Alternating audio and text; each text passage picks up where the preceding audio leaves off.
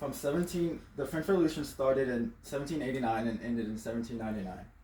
Now, there were a lot of reasons for why the French Revolution started.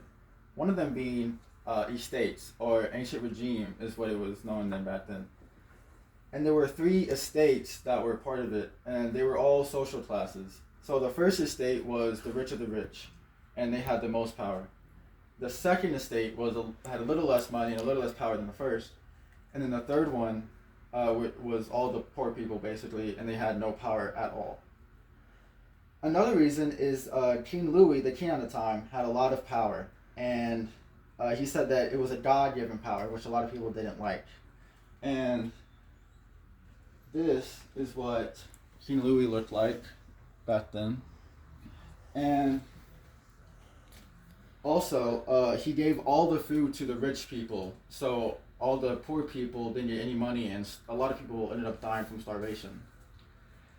And also, a lot of Enlightenment philosophers came out during this time, which gave people new ideas and perspectives about how a government should be and how they treat people. And France gave a lot of money to America during the American Revolution because they just hated Britain so much.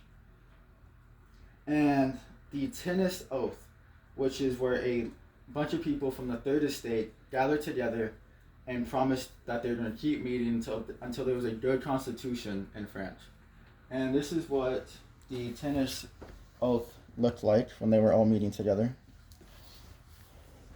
And the things that they accomplished during the French Revolution, they put an end to all of the estates, and they also got rid of the monarchy, and they turned it into a democracy.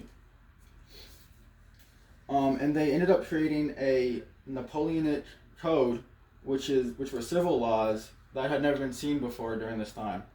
They abolished slavery in all of the French colonies, and they also gave women a lot more power and equality, and a lot of things like that. And they also separated the church and the state for the first time in European history. Now, the things they did after the French Revolution, they ended up executing King Louis XVI by the guillotine.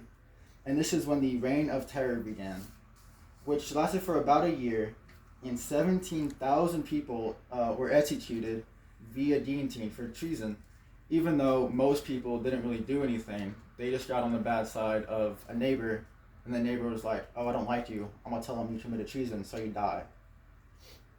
And this was around the time for the rise of Napoleon, which I bet a lot of you know who that is.